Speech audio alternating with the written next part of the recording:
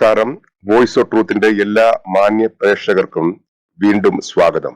ഇന്ന് സീറോ മലബാർ സഭയുടെ എറണാകുളം അതിരൂപത കുത്തഴിഞ്ഞ പുസ്തകം പോലെ ചിതറിക്കിടക്കുമ്പോൾ അവിടെ നടക്കുന്ന അരാജകത്തിന് എതിരായിട്ട് സംസാരിക്കാതെ അല്ലെങ്കിൽ നടപടിയെടുക്കാതെ അവിടെയും ഇവിടെയും നടന്ന് മറ്റുള്ള കാര്യങ്ങളിൽ അഭിപ്രായ പ്രകടനങ്ങൾ നടത്തുന്ന സഭാപിതാക്കന്മാർ, പ്രത്യേകിച്ച് മേജർ ആർച്ച് ബിഷപ്പ്, എന്തുകൊണ്ട് എറണാകുളം രൂപതയിൽ നടക്കുന്ന അരാജകത്വത്തിനെതിരായിട്ട് സംസാരിക്കുന്നില്ല അല്ലെങ്കിൽ നടപടി എടുക്കുന്നില്ല?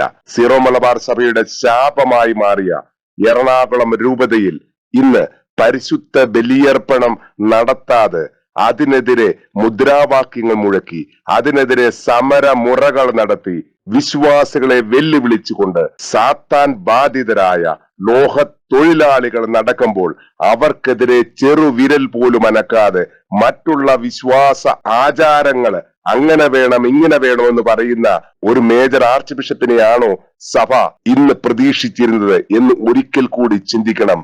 നമുക്ക് കേൾക്കാം മേജർ ആർച്ച് ബിഷപ്പ് പെസഹ അപ്പം മുറിക്കലിനെ പറ്റി പറയുന്ന ഒരു വീഡിയോ ക്ലിപ്പ്. ഒരു പള്ളിയിലും അപ്പം മുറിക്കാൻ പാടില്ല.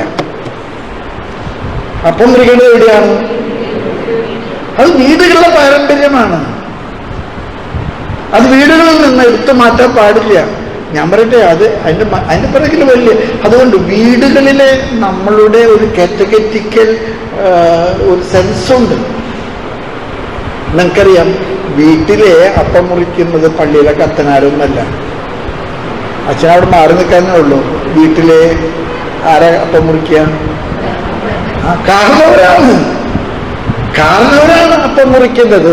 ഇന്ന് ചിലത് നമ്മുടെ വീടുകളിൽ നടക്കുന്ന കാര്യങ്ങൾ നമ്മൾ വെട്ടിച്ചുരുക്കി അത് എവിടേക്ക് കൊണ്ടുവരാണ്? പള്ളിയില് കൊണ്ട്. ഞാൻ ഒരിക്കലും അത് ചെയ്യാൻ പാടില്ലെന്ന് വിശ്വസിക്കുന്ന ഒരാളാണ്.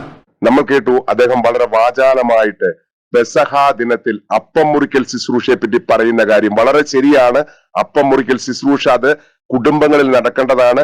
കുടുംബനാഥന്മാരാണ് അത് ചെയ്യേണ്ടത്, അല്ലാതെ പള്ളികളിൽ നടത്തപ്പെടേണ്ട ഒരു ആചാരമല്ല. തീർച്ചയായിട്ടും ശരിയാണ്, പള്ളികളിൽ നടക്കുന്നത് പരിശുദ്ധ ബലിയർപ്പണമാണ്, ഒക്കെ ശരിയാണ്. എന്നാൽ ഈ കാണിച്ച ആർജവം എന്തുകൊണ്ട് പരിശുദ്ധ ബലിയർപ്പണ കാര്യത്തിൽ ഇദ്ദേഹം കാണിക്കുന്നില്ല? കാരണം മേജർ ആർച്ച് ബിഷപ്പ് സ്ഥാനത്തിരിക്കുന്ന ഒരു വ്യക്തി, സഭയുടെ തലവനായ ഒരു വ്യക്തി എന്തുകൊണ്ട് പറയുന്നില്ല എറണാകുളം അതിരൂപതയിൽ ഇനിയും സാത്താൻ ബലിയർപ്പണം പാടില്ല, ജനാഭിമുഖ ബലിയർപ്പണം നിരോധിച്ചതാണ്, അത് സഭയ്ക്കെതിരാണ്, അതിൽ വിശ്വാസികൾ പങ്കെടുക്കുവാൻ പാടില്ല, അത് അർപ്പിക്കുന്നവർ സഭയ്ക്ക് പുറത്താണെന്ന് ഇതേ രീതിയിൽ ഉറക്കെ പറയുവാൻ എന്തുകൊണ്ട് മേജർ ആർച്ച് ബിഷപ്പ് തയ്യാറാകുന്നില്ല? അതാണ് ഇന്ന് വിശ്വാസികളുടെ ചോദ്യം. വോയിസ് ഓഫ് ട്രൂത്തും വിശ്വാസികളോടൊപ്പം നിന്ന് മേജർ ആർച്ച് ബിഷപ്പ്മാർ റാഫേൽ തട്ടിലിനോട് ചോദിക്കുന്നു, പിതാവേ, താങ്കൾ എന്തുകൊണ്ട് പരിശുദ്ധ ബലിയർപ്പണ കാര്യത്തിൽ എറണാകുളത്തെ സാത്താൻ ബാധിതരായ ലോഹ തൊഴിലാളികളോട് ഇങ്ങനെ ഒരു കൽപ്പന പുറപ്പെടുവിക്കുന്നില്ല? എന്തുകൊണ്ട് അവർക്കെതിരെ നടപടിയെടുക്കുന്നില്ല? സഭയുടെ നിലപാടിനോടൊപ്പം നിൽക്കാത്ത, വിശ്വാസികളുടെ വിശ്വാസ സത്യങ്ങൾക്കെതിരെ നിൽക്കുന്ന എറണാകുളം രൂപതയുടെ കുരിയായിക്കെതിരെ എന്തുകൊണ്ട് താങ്കൾ നടപടിയെടുക്കുന്നില്ല? ഇപ്പോഴത്തെ സ്ഥിതി വളരെ ദയനീയമാണ് തട്ടിൽ പിതാവേ എന്നുള്ള സത്യം താങ്കൾ മനസ്സിലാക്കണം. കാരണം വിശ്വാസികൾ കോടതി കയറി ഇറങ്ങുകയാണ് അവരുടെ പരിശുദ്ധ ബലിയർപ്പണം നടപ്പിലാക്കി കിട്ടുവാൻ.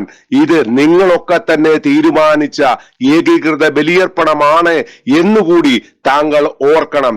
ഇപ്പോൾ വിശ്വാസികൾ സമരത്തിലേക്ക് നീങ്ങുകയാണ്. കുരിയായിക്കെതിരെ, മാർ ബോസ്കോ പുത്തൂരിനെതിരെ. അദ്ദേഹം അപ്പസ്തോലിക് അഡ്മിനിസ്ട്രേറ്റർ പദവിയിലിരിക്കുന്ന ഒരു വ്യക്തിയാണ്. അതും ഒരു രീതിയിൽ പറഞ്ഞാൽ നേരിട്ട് വത്തിക്കാന്റെ കീഴിലാണെങ്കിൽ പോലും സഭാ തലവൻ എന്ന നിലയിൽ താങ്കളുടെ കീഴിലുമാണ് അദ്ദേഹം എന്നുള്ള സത്യം താങ്കൾക്കറിയാം. എന്നിട്ടും താങ്കൾ അദ്ദേഹത്തെ ഉപദേശിക്കുവാൻ പോലും അല്ലെങ്കിൽ ഡയറക്ഷൻ കൊടുക്കുവാൻ പോലും തുനിയാതെ ഇങ്ങനെ പെസഹ അപ്പം മുറിക്കുന്ന കാര്യവും മറ്റുള്ള കാര്യങ്ങളും പറഞ്ഞു നടക്കുന്നതിന് പകരം ഇന്ന് സീറോ മലബാർ സഭ നേരിടുന്ന ഏറ്റവും വലിയ പ്രശ്നം എറണാകുളത്തെ വിമത പ്രശ്നമാണ്. എറണാകുളത്തെ സഭയെ അനുസരിക്കാത്ത, ലോഹധാരികളുടെ പ്രശ്നമാണ്. ഇവർക്കെതിരെ നടപടികൾ താങ്കൾ എന്തുകൊണ്ട് എടുക്കുന്നില്ല? അപ്പോൾ താങ്കൾ പറയാൻ പോകുന്ന ന്യായീകരണം ഇത് വത്തിക്കാൻ നേരിട്ട് നോക്കുന്നതാണ്, മാർപ്പാപ്പ നേരിട്ട് കാണുന്നതാണെന്നൊക്കെ പറഞ്ഞു കഴിഞ്ഞാൽ അത് സത്യമാണോ എന്ന് ചങ്കിൽ കൈവച്ച് താങ്കളൊന്ന് ആലോചിക്കുക. കാരണം മാർപ്പാപ്പ നേരിട്ട് വന്ന് ഇവരോട് നിങ്ങൾ അനുസരിക്കണം, നിങ്ങൾ സിനഡിനെ അനുസരിക്കണം, എന്റെ ആഗ്രഹവും അതാണ്, ഞാൻ പറയുന്നതും അതാണെന്ന് നേരിട്ട് വന്ന് വീഡിയോ സന്ദേശത്തിലൂടെ പറഞ്ഞതിന് ശേഷം താങ്കളുടെ ധാർമ്മിക ഉത്തരവാദിത്തമാണ് മാർപ്പാപ്പയുടെ ആഗ്രഹങ്ങൾ, മാർപ്പാപ്പയുടെ കൽപ്പന സീറോ മലബാർ സഭയിൽ നടപ്പിൽ വരുത്തുക എന്നുള്ളത്. അതിൽ നിന്ന് പിന്മാറി, അതിൽ നിന്ന് ഓടിയൊളിച്ച് ഒരു സഭാതലവന് നിരക്കുന്ന കാര്യങ്ങൾ ചെയ്യാതെ ഇങ്ങനെ ഓടിയൊളിക്കുന്ന ഈ സ്വഭാവം മാറ്റിവെച്ച് താങ്കൾ ആർജവത്തോടുകൂടി സഭാതലവൻ എന്ന നിലയിൽ എറണാകുളം വിമതർക്കെതിരെ കർശന നടപടികൾ സ്വീകരിക്കുക. മാർപ്പാപ്പ പറഞ്ഞതനുസരിച്ച് സീറോ മലബാർ സഭയിൽ പൂർണ്ണമായിട്ടും ഏകീകൃത ബലിയർപ്പണം മാത്രമേ പാടുള്ളൂ എന്നൊരു കൽപ്പന പുറപ്പെടുവിക്കുവാൻ താങ്കൾക്ക് ആരുടെയും സർട്ടിഫിക്കറ്റിന്റെ ആവശ്യമില്ല. ഇത് എറണാകുളം രൂപതയ്ക്ക് വേണ്ടി മാത്രമല്ല ഈ കൽപ്പന പുറപ്പെടുവിക്കുന്നത്. എറണാകുളം രൂപത എന്ന് പറയുന്നത് സീറോ മലബാർ സഭയുടെ ഒരു അതിരൂപത മാത്രമാണ്. അപ്പോൾ സീറോ മലബാർ സഭയുടെ തലവൻ എന്ന നിലയിൽ താങ്കൾക്ക് പൂർണ്ണമായിട്ടും സീറോ മലബാർ സഭയിലെ എല്ലാ രൂപതകൾക്കും വേണ്ടി ഒരു കൽപ്പന പുറപ്പെടുവിക്കാം. അത് പുറപ്പെടുവിച്ചു കഴിഞ്ഞാൽ അതനുസരിക്കാനുള്ള ധാർമ്മിക ഉത്തരവാദിത്തം ഇപ്പോൾ എറണാകുളം രൂപതയുടെ മെത്രാനായിരിക്കുന്ന ബോസ്കോ പുത്തൂരിനും ഉണ്ടാവും. അപ്പോൾ അദ്ദേഹം ഇങ്ങനെ ചഞ്ചാടി കളിക്കുകയില്ല. ഈ കഴിഞ്ഞ ദിവസം തന്നെ പറവൂർ കോട്ടക്കാവ് പള്ളി വികാരി പറയുന്നത്, എനിക്ക് മാർപ്പാപ്പയുടെ നേരിട്ടുള്ള ഡിഗ്രി കിട്ടിയാൽ മാത്രമേ ഞാൻ അനുസരിക്കത്തുള്ളൂ എന്നാണ്.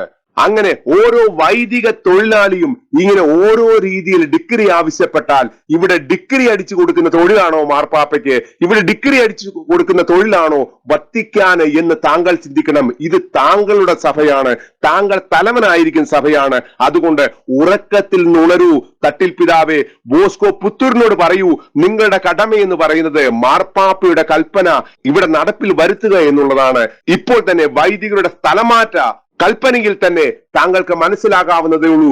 എല്ലാ തരത്തിലുള്ള വിമത കോമരങ്ങളെയും കീ പോസ്റ്റുകളിൽ നിയമിച്ചുകൊണ്ട് സഭയോടൊപ്പം നിൽക്കുന്ന വൈദികരെ ക്രൂശിക്കുവാൻ തുടങ്ങുന്ന മാർ ബോസ്കോ പുത്തൂരിനോട് കർശന നിർദ്ദേശം നൽകുവാനെങ്കിലും താങ്കൾ തയ്യാറാകണം. അങ്ങനെ സീറോ മലബാർ സഭയുടെ തലവനെന്ന ഉത്തരവാദിത്തം താങ്കൾ നിർവഹിക്കണം എന്ന് ആവശ്യപ്പെട്ടുകൊണ്ട് നന്ദി, നമസ്കാരം.